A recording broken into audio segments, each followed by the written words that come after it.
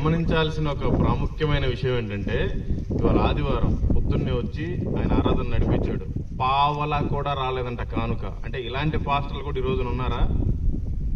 మిమ్మల్ని డబ్బులు ఎవరిని ఇవ్వమని చెప్పట్లేదు, కాకపోతే ఇలాంటి పరిస్థితుల్లో ఈ వీళ్ళ మధ్యలో కూడా, ఈ ట్రైబల్స్ మధ్యలో కూడా ఒక పావలా కూడా కానుక లేని పరిస్థితుల్లో కూడా ఆయన ఇంకా ఇక్కడ చేద్దామన్న ఆరాటంతోటే ఉన్నాడు. అందుకని దయచేసి మీరంతా బుద్ధి తెచ్చుకొని ఇట్లాగే చేయండి. సేవ అంటే ఏదో కార్పొరేట్ లాగా మీకు ఇష్టం వచ్చిన కొనుక్కుంటూ ఏదో ఇంకా వచ్చిన దగ్గర ఇంకా పిండి మరి వసూలు చేయటం కాదు. పావలా లేని దగ్గర కూడా దేవునికి సాక్షిగా దేవుని పని చెయ్యాలి. అనేక మంది అగ్నిలో నుంచి లాగినట్టుగా లాగి ఆయన సాక్షిగా బాగానే ఉంది, కానీ వచ్చేటప్పుడు పెట్రోల్ అయిపోయిందంట. ఆ విషయం చెప్పలేదు ఆయన. కనీసం నెట్టుకొని పెట్రోల్ బంక్ దగ్గరికి వెళ్ళేసరికల్లా ఒక 30 గంటలు లేట్ అయిపోయింది. ఆ తర్వాత వచ్చేసరికల్లా చీకటి పడిపోయింది. ఆ తర్వాత సరేలే కలుసుకున్నాం, కాసేపు ఏదో మాట్లాడుకున్నాం దేవుని గురించి, పరిచర్య గురించి. ఆ తర్వాత ఒక హోటల్కి తిందామని వెళ్ళినప్పుడు వాళ్ళ ఆవిడ ఫోన్ చేసింది. ఏంటి అంటే, వచ్చేటప్పుడు ఒక 1/2 కేజీ కందిపప్పు, ఒక 1/2 కేజీ టమోటాలు తీసుకొని రా అని. ఆయన దగ్గర డబ్బులు లేవు పాపం, అది నాకు అర్థమైంది. ఫోన్లో ఏమని చెప్పాడంటే, ఇప్పుడు ఎక్కడలే అమ్మాయి, రేపు చూద్దాంలే అని చెప్పి ఫోన్ పెట్టేశాడు. అంటే ఈ రోజుల్లో పాస్టర్లు కనీసం ఒక 1/2 కేజీకి కందిపప్పు లేని పాస్టర్లు ఉన్నారన్న సంగతి మీరంతా గ్రహించాలి. అందుకని మీరు గొర్రె చర్మం వేసుకున్న తోడల్నే నమ్ముతున్నారు, కానీ ఇలాంటి పాస్టర్లను చూసి మీరు ఆ నిజాయితీని, ఆ కనీసం వాళ్ళ కోసం ప్రార్థన చేయండి.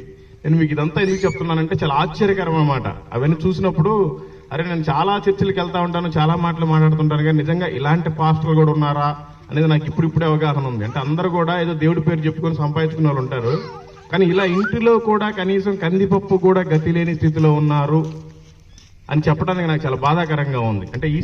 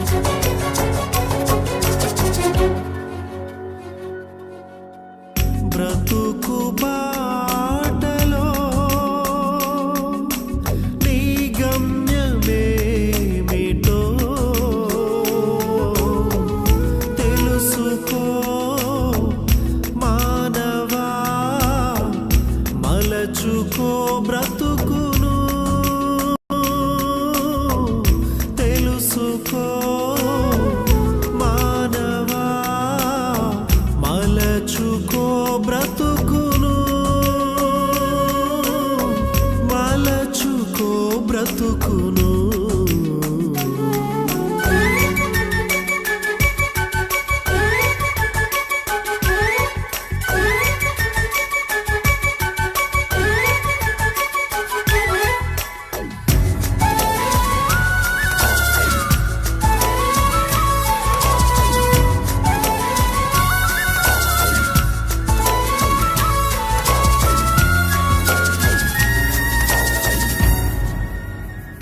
ప్రవచనములు నెరవేరుచున్నవి,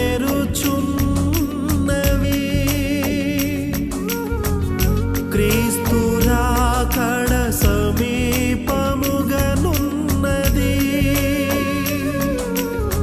ప్రవచనములు నెరవేరుచున్నవి,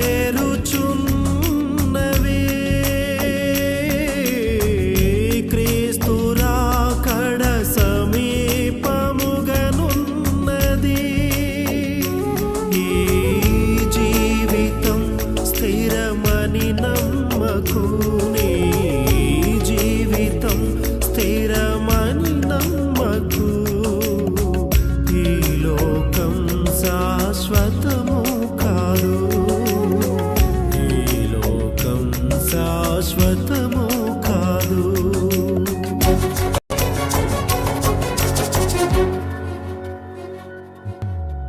బ్రతుకు బాటలో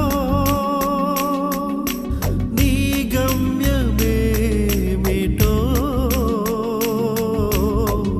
తెలుసుకో మానవా, మలచుకో బ్రతుకును.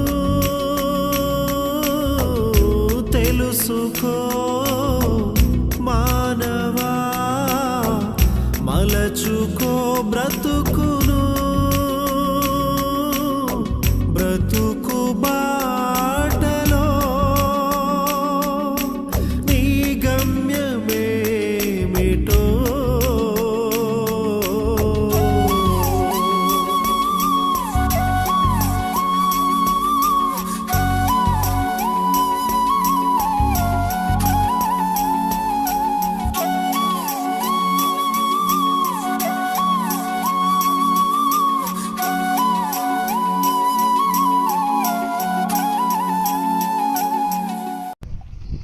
జీవ పదార్థమై నన్ను రూపించిన శిల్పివి నీవే ప్రభు. జీవన యాత్రలో అండగా నిలచిన తండ్రివి నీవే ప్రభు. జగమున మేలే మహిమాని కూడా నాయనా నీ కృపను జాలి హృదయుడా నాపై చూపిన వీడని నీ ప్రేమను ఏమని పాడినను, ఏమని పొగడిదను. జీవ పదార్థమై నన్ను రూపం నేనేమై ఉన్నా నీ కృప కాదా, నాతో నీ సన్నిధిని పంపగా. నేనేమై ఉన్నా నీ కృప కాదా, నాతో నీ సన్నిధిని పంపగా.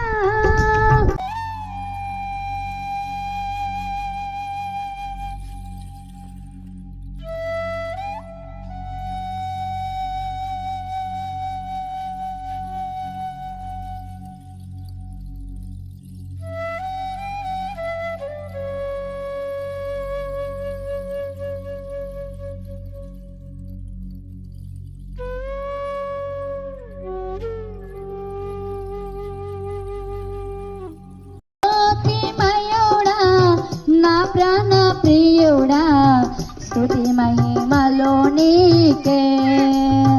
జ్యోతిమయుడా నా ప్రాణ ప్రియుడా స్తుతి మహిమ నీకే. నీ సాక్షిగా ఇలానే బ్రతుకుచుంటిని, ఇలానే బ్రతుకుచుంటిని.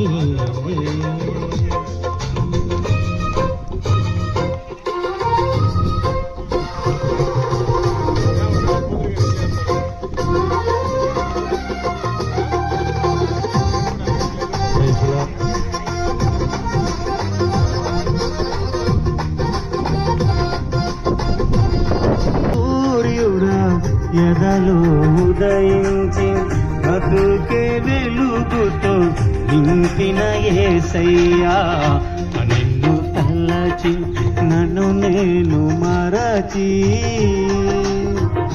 నీ సాక్షిగా ఇలానే బ్రతుకుచుంటిని.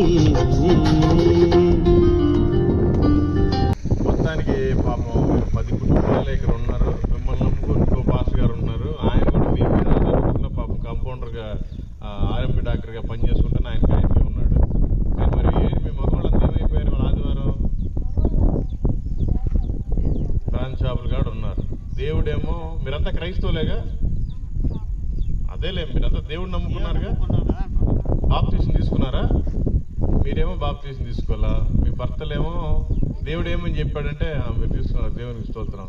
దేవుడు ఏమని చెప్పాడంటే 6 రోజులు కష్టపడి పనిచేసి 7వ రోజు నువ్వు నా సన్నిధిలో ఉండాలని చెప్పాడు. మరి మీ మగవాళ్ళంతా బ్రాంచ్ షాపులు కాడ ఉన్నారు. అప్పుడు ఏమవుతుందంటే మనకి ఆశీర్వాదం రాదు, ఆయన శాపాన్ని కొని తెచ్చుకుంటాం. ఆయన మనకి ఆశీర్వాదాన్ని ఇవ్వడానికే ఈ లోకానికి వచ్చాడు. దేవుడే భూమి మీదకి వచ్చి మన పాపాల నిమిత్తం ప్రాణం పెట్టి తిరిగి లేచాడు, మళ్ళీ రానై ఉన్నాడు. ఆయన మధ్యాకాశంలోకి వస్తాడు, ఈసారి భూమి మీదకి రాడు.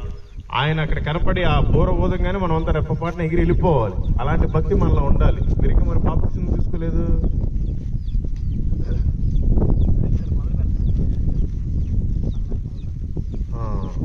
తొందరగా బాప్తిసం తీసుకోవాలమ్మా, చాలా మంచిది. బాప్తిసం అనేది మనకి వ్యక్తిగతం అనమాట. మనకి దేవుడికి ఉండే మధ్య ఒక నిబంధన. మన పాత జీవితం అంతా చచ్చిపోయింది, మళ్ళీ కొత్త జీవితం బ్రతుకుతుంది. అది మనకై మనం చచ్చిపోవడం, క్రీస్తులో బ్రతకడం అనమాట. బాప్తిసం తీసుకోవాలి. రోజులు బాగోలేవు. ఏ రోజు మంది చివరి రోజు తెలియదు. మనం చనిపోయే రోజు మనం వేసుకున్న బట్టలు కానీ, మన ఆస్తులు కానీ, మన గుడిసె కానీ, మన స్థలం కానీ, మన ఊరు కానీ, మన పేరు కానీ ఏమీ రాదు. అన్నిటిని వదిలేసి వెళ్ళిపోవాలి. సొంత మన పిల్లలు భర్త కూడా రారు, మనం ఒక్కరం వెళ్ళిపోవాలి. కానీ వెళ్ళిపోతే ఇక్కడ కన్ను మూస్తే అక్కడ తెరవాలి. ఇక్కడైతే చాలా కనిపిస్తాయి, అక్కడ 2 అక్కడ పరలోకానికి వెళ్ళాలంటే మారు మనసు పొంది బాప్తిసం తీసుకుని సాక్షిగా ఉండాలి. అది నామకార్థంగా ఎన్ని రోజులు నేను క్రైస్తవురాలని చెప్పుకొని నువ్వు చర్చికి పోయినా ఉపయోగం ఏం లేదు. బాప్తిసం తీసుకోండి.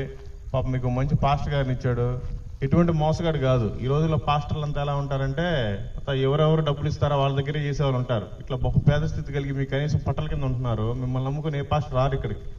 ఆయన పాపం వచ్చాడు. అందుకనే మేము కూడా ఆయన సాక్ష్యాన్ని తెలుసుకొని ఇక్కడికి వచ్చి 4 మాటలు మీకు చెప్పిపోదామని వచ్చాం. అయితే చాలా పెద్ద పెద్ద పాస్టర్లు ఉంటారు, వాళ్ళ దగ్గరికి వెళ్ళాం. ఎందుకంటే నిజాయితీ చేసేవాళ్ళు తెలుస్తుంది. ఇప్పుడు చూడండి, మీరే అసలు కానుక 10 రూపాయలు వేస్తారో 20 రూపాయలు వేస్తారో తెలీదు. మరి ఇక్కడ ఉండేదేమో ఓన్లీ 10 గుడిసెలు కూడా లేవు. ఆయన వాటి మీద నమ్మి వాళ్ళ కుటుంబాన్ని ఎట్లా పోషించుకోవాలి? అయినా కూడా ఆయన చేస్తున్నాడు భారం కలిగి. అది ఇలాంటి పాస్టర్ దొరకడం మీకు మంచిది. మీరు కూడా నమ్మకంగా బాప్తిసం తీసుకోండి. 6 రోజులు పని చేయండి, సోమవారం నుంచి శనివారం దాకా. కానీ ఆదివారం రోజు మాత్రం 10,000 రూపాయల పని వచ్చినా సరే వెళ్ళబాకండి. దేవుడు చెప్పిన నిబంధన అది. 7వ రోజు మనం ఆయన సన్నిధిలో గడపాలి. ఆయన సన్నిధిలో 1 దినం గడుపుట 1000 దినముల కంటే శ్రేష్టం అన్నమాట. అది దాన్ని మిస్ చేసుకోకూడదు. సరేనా? దేవుడు మిమ్మల్ని, మీ కుటుంబాలని, మీ ఊరిని దీవించి ఆశీర్వదించును గాక. మీకు ఇంకా ఇల్లులు శాంక్షన్ అయిపోయినాయా? ఇంకా గాల అది ఇస్తారేమో. బాగా మీరంతా ప్రార్థన చేయాలి. ప్రార్థన చేస్తే దేవుడు ఇంకా పర్మనెంట్ పట్టాలు ఇస్తాడు. ప్రార్థన చేయకుండా మీరేదో ఊరికాట ఏదో అంటే కాదు. బలంగా ప్రార్థన చేసుకోవాలి. రోజు పొద్దున్నే లేవగానే ప్రార్థన చేసుకోవాలి 1 గంట. ఎవరన్నా చదువుకున్న పిల్లలంటే బైబిల్ చదివించుకోవాలి. అది ఆమె చూడు చక్కగా 20 పాటలు పాడుతుందంట. చదువు లేదు, పాడలేదు, కానీ పాడుతుంది. అట్లా ఉండాలి. దేవుడు భక్తిలో ఉండాలి. మంచిగా మీరు కూడా తెలుసుకుంటే బాగుంటుంది. దేవుడు మిమ్మల్ని, మీ కుటుంబాన్ని దీవించును గాక. ఆమేన్. Praise the lord. అందరికీ ప్రేమపూర్వక వందనములమ్మా. ఈయన వెంకటేశ్వర రెడ్డి గారు. అయితే ఈయన అన్న సాక్ష్యం విని ఓన్లీ ఆ పాంప్లెట్ చదివి మారు మనసు పొందింది. ఎందుకంటే దేవుడు ఏం చెబుతున్నాడంటే ఎబ్రీయులకు రాసిన పత్రిక 2వ అధ్యాయము 2 నుంచి చదివితే అర్థమవుద్ది. ఇంత గొప్ప రక్షణను మనకు నిర్లక్ష్యం చేసిన ఎడల ఎలాగో తప్పించుకుందాము? అట్టి రక్షణ ప్రభువు బోధించుట చేతే ఆరంభమై దేవుడు తన చిత్తానుసారముగా సూచక్రియల చేతను, మహత్కార్యముల చేతను, నానా విధములైన అద్భుతముల చేతను వివిధ విధములైన పరిశుద్ధాత్మ వరములను అనుగ్రహించుట చేతను వారితో కూడా సాక్ష్యం ఇచ్చుచుండగా వినిన వారి చేత మనము దృఢపరచబడెను. దేవుడు చూడు ఎంత రక్షణ ఇచ్చిండు. మనం చూడు, ఆయన మనల్ని ధనవంతులు చేయటం కోసము ఆయన దరిద్రుడుగా వచ్చిండు ఈ లోకంలో. ఎందుకు వచ్చాడు? ఎవరైనా తన పిల్లల కోసం ఎంత ప్రేమిస్తాం. మనం చూడు, ఎంతో కష్టపడి పిల్లల కోసం ఉన్నత స్థితిలో ఉంచాలని మనం ఎండకి గాలికి తిరుగుతాం. అదే మనం పడ్డాక చట్టం మన పిల్లలు పడకూడదని దేవుడు ఎందుకంటే ఫస్ట్ ఒక నిబంధన ఇచ్చాడు. అది మనము ఏదైనా కానీ తిండి కోసము ఏదైనా పాపం అతిక్రమించడం, మాట అబద్ధమాడినా పాపమే. ఆయన మాట మనం అతిక్రమించినాం కాబట్టి దేవుడు తినొద్దన్న పనులు తిన్నాము, పాపం తెచ్చుకున్నాం. దేవుడు ఏం చెప్పినట్టుండి తినమంటే మనం టొంగి తింటున్నాం ఇప్పుడు. కాబట్టి అట్ట కాకుండా మనం ఉన్న స్థితిలో ఎట్లా ఉండాలంటే దేవుడి కోసం ఆయన రాకడ సమీపమైంది. మనం గట్టిగా ఉండాలి, బలంగా ఉండాలి. అన్న చూడు పాపం చేసి సేవ చేస్తున్నాం. ఎవరు చేయరు ఎట్లా, ఎందుకు చేస్తారంటే ఆయన ఇరిగిన వాళ్ళే తెలుస్తుంది. ఇప్పుడు నువ్వు తిన్నావు, ఏదన్నా పండు తింటే ఆ పండు తిన్న రుచి నీకు తెలుస్తుంది, మాకేం తెలుస్తుంది? చెట్టుని చూస్తే తెలుసుద్దా? ఆ పండు కోసుకొని తింటే తెలుసుద్ది. అట్లనే ఆయన దేవుడిని రుచి చూశాడు కాబట్టి ఆయన ఊరు ఎండ లేదు వాన లేదు కారులో బండుకొని చేస్తుండ సేవ. మేము ఒక్క రోజు బండుకుంటే కాలు ఎంతలా వచ్చింది నాకు. తెల్ల 2 రోజులు తగ్గల. అబ్బా ప్రభు ఎంత శక్తినిచ్చామని. కానీ మీరు కూడా ప్రార్థన చేయండి, గట్టిగా అన్న గురించి ప్రార్థన చేసి పాపము ఎంతో సేవ చేస్తాం. మన నాటి కోసం చూడు, పిల్లలు ఉన్నారని బిస్కెట్లు తెచ్చి ఎట్లా చేస్తాం. పిల్లల పాపము ఈసారి వస్తాడు, ఈసారి వచ్చేలాక దేవుడు మంచి మందిరాన్ని ఇవ్వాలి, మీకేమో ఇల్లులు ఇవ్వాలి. ఇస్తాడులే ఖచ్చితంగా. దేవుడు మిమ్మల్ని మీ కుటుంబాలు దీవించి ఆశీర్వదించును గాక. ఈ స్థలం ఈ పరిశుద్ధపరచును గాక. ఈ స్థలం అంతా ఆయన సన్నిధి మనకు తోడుగా ఉండును గాక. దేవుడి కొద్ది మాటలు దీవించి ఆశీర్వదించును గాక. ఆమేన్, ఆమేన్. అమ్మ, నా పేరు పిల్లి వెంకటేశ్వరరెడ్డి. మాది పామూరు మండలం ఒగ్గంపల్లి గ్రామము. ఒకరోజు మల్లికార్జున గారు మా ఇంటికి వచ్చారు ఉదయాన్నే. సార్, ఆయన వచ్చిన ఉద్దేశం ఏంటో తెలుసుకున్నాను. పాంప్లెట్ ఇచ్చారు, చదివాను.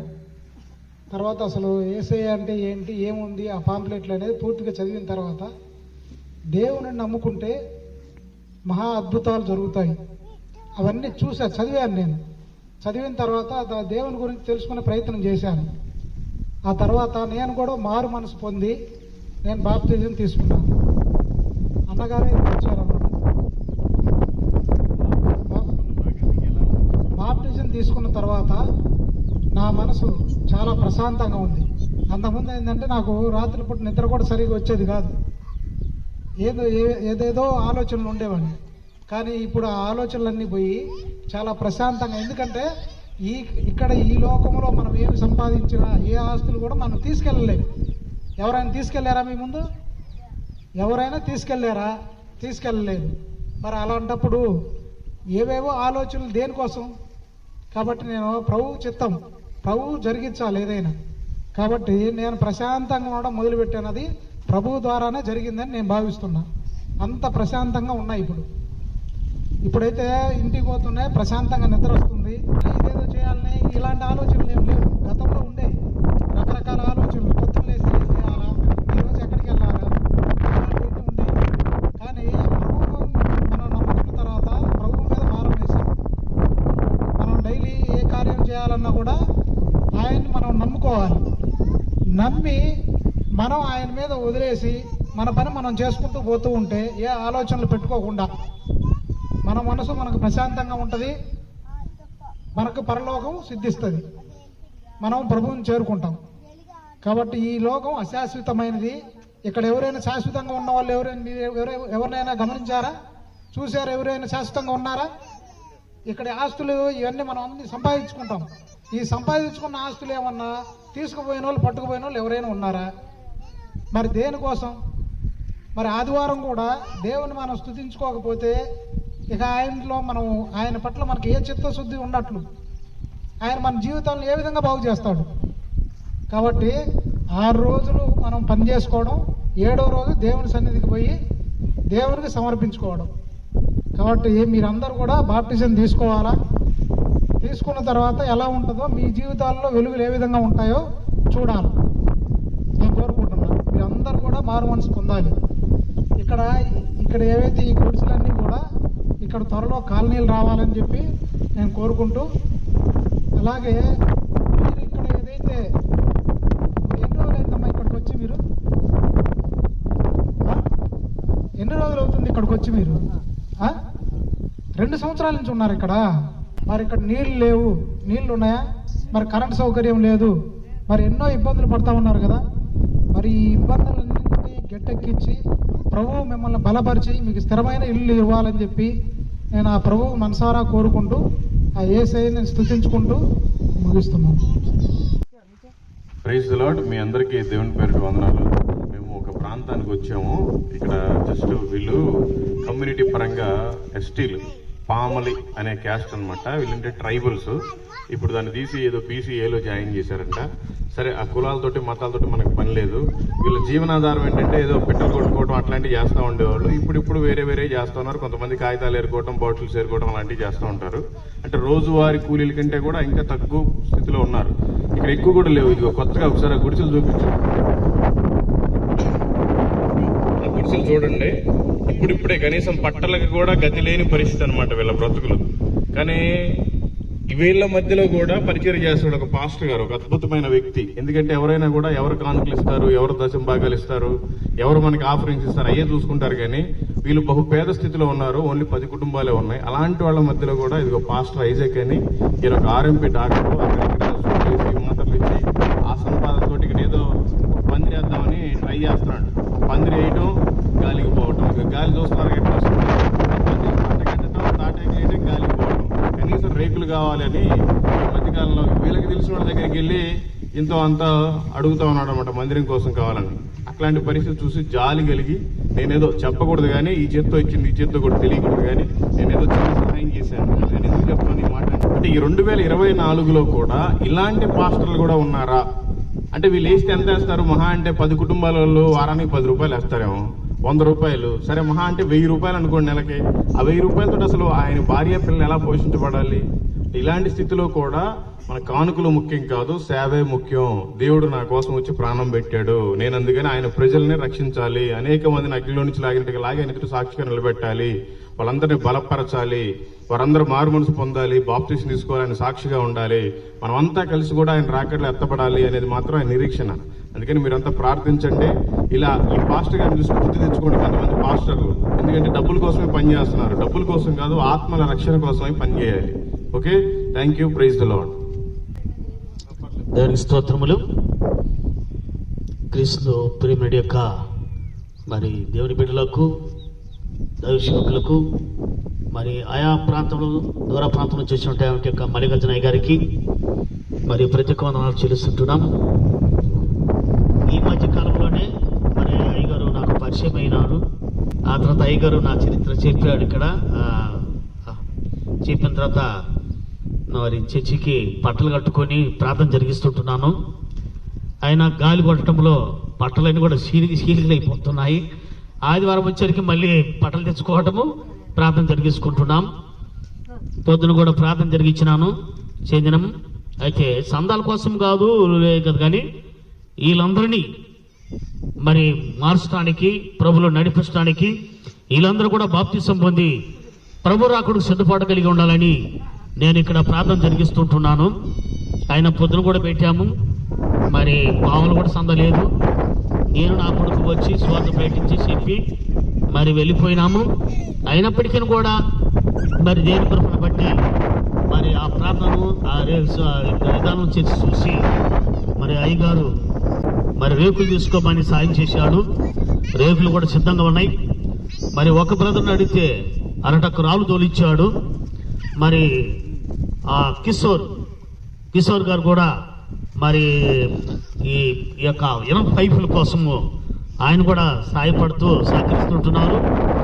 అదేవిధంగా మరి దేవుని కృపను బట్టి మందిరం కానీ స్థాపించి కట్టబడితే అందరం కూడా ఆ సన్నిధిలో ప్రభుని స్తుతించుకుంటూ ప్రభుని కనపడతాం. అప్పుడప్పుడు మనకు అయ్యగారు కూడా మన మధ్యలోకి వస్తుంటారు. ఓపెన్ కూడా అయ్యగారే మనకు మరి చర్చి ఆయన ద్వారానే ఓపెన్ చేయాలి నా ఆశ, నా కోరిక. ఎందుకంటే మరి చాలా మంది దైవసేవకులు ఉన్నారు, కానీ ప్రాంతాలలో ఎవరు కూడా కళ్ళు మంటలు.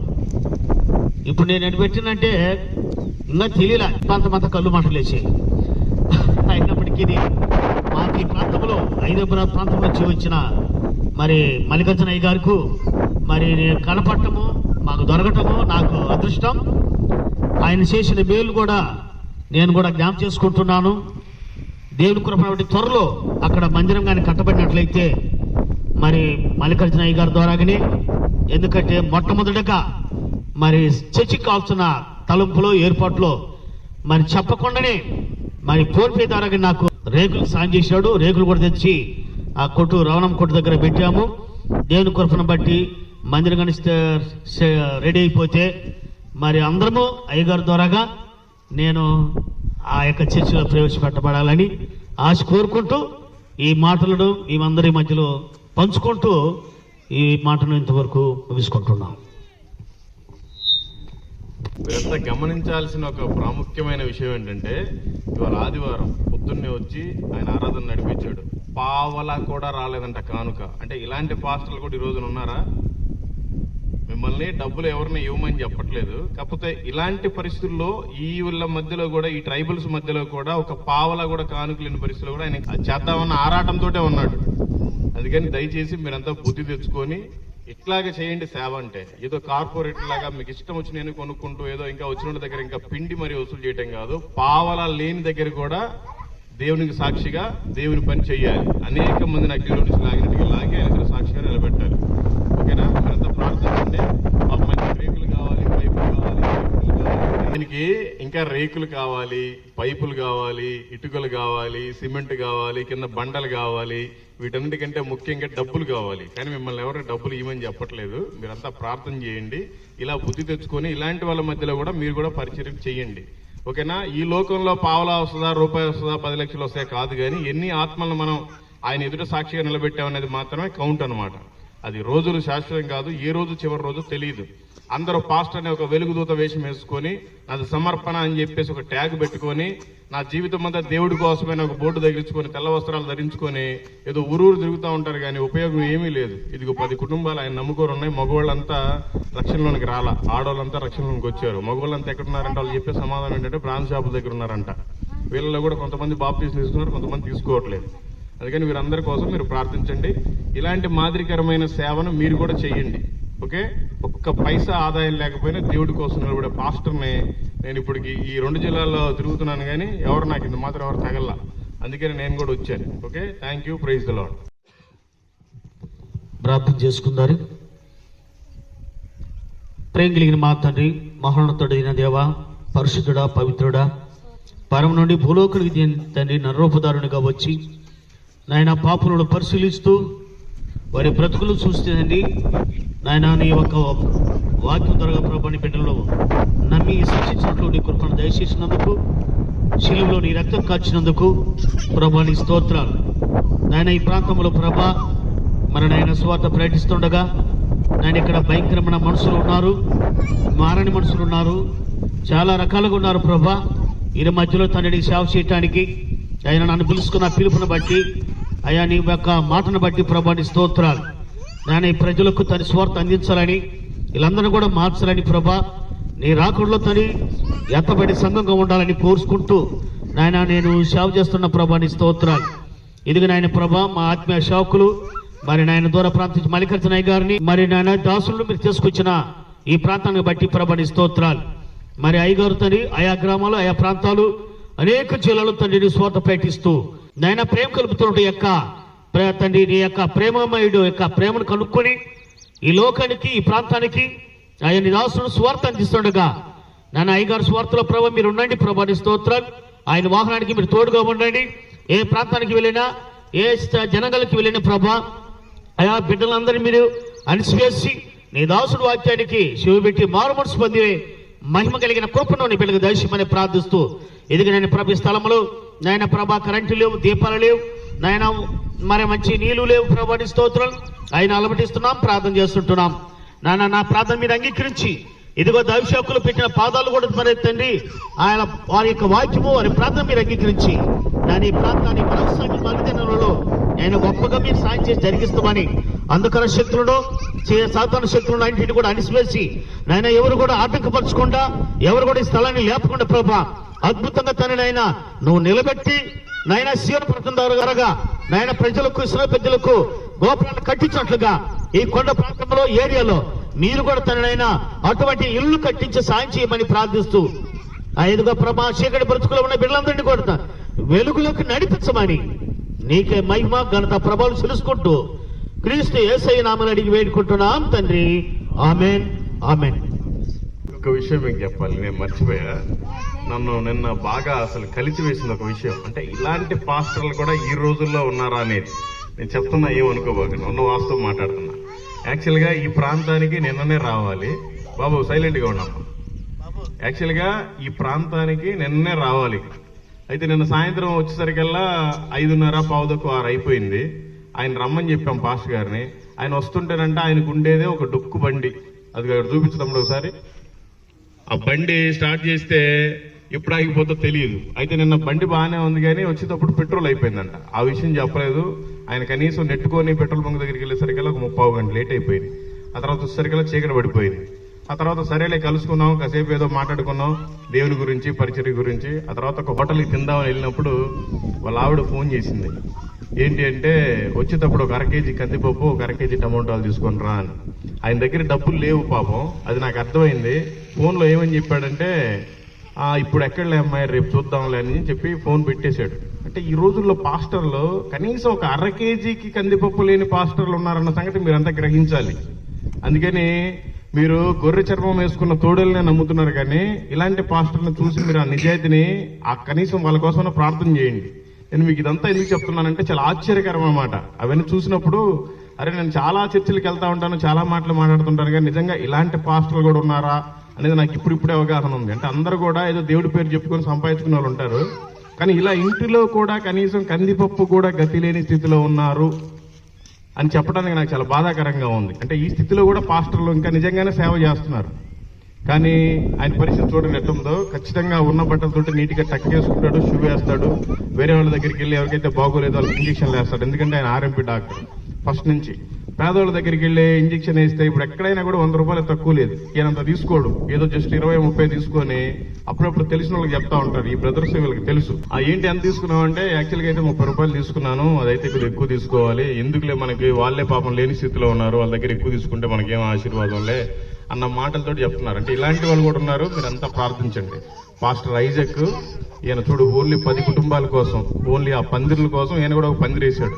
పట్టలు వేయటం, ఆదివారం ఆరాధన జరిగించడం, మళ్ళీ 6 గంటలు లేచి వెళ్ళిపోవటం, మళ్ళీ పట్టలు వేయటం, మళ్ళీ వెళ్ళిపోవటం. ఇదే పరిస్థితి అనమాట. అయితే ఈ మధ్య సెకండ్ హ్యాండ్ రేకులు, పైప్ రేకులు తెచ్చుకుంటున్నారు. మీరంతా కూడా ప్రార్థించండి. Okay, thank you, praise the lord. ఎన్నటికీ మరువలేనయ్యా నీ ప్రేమను, ఎప్పటికీ తీర్చలేనయ్యా నీ రుణమును. ఎన్నటికీ మరువలేనయ్యా నీ ప్రేమను, ఎప్పటికీ తీర్చలేనయ్యా నీ రుణమును. ఎక్కడికి పోగలనయ్యా నిన్ను విడచి, ఎక్కడికి పోగలనయ్యా నిన్ను విడచి. నిన్ను మరువలేనయ్యా, నిన్ను విడువలేనయ్యా. నన్ను చూచినావయ్యా, నన్ను కాచినావయ్యా. ఎన్నటికీ మరువలేనయ్యా నీ ప్రేమను యేసయ్యా.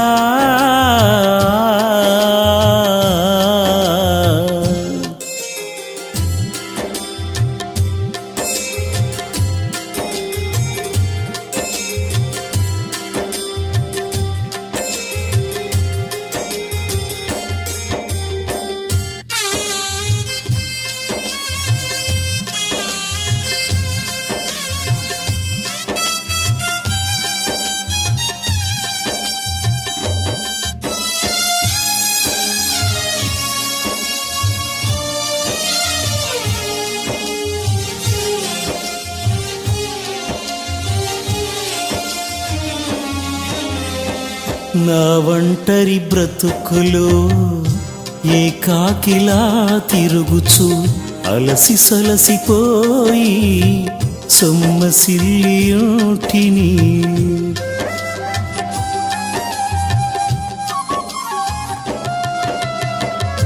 ఒంటరి పక్షినై ఊడులేని పిచ్చుకనై ఉండెంత కన్నీరు పొంగి పొరలి ఏడ్చి తిని నా కన్న తండ్రివై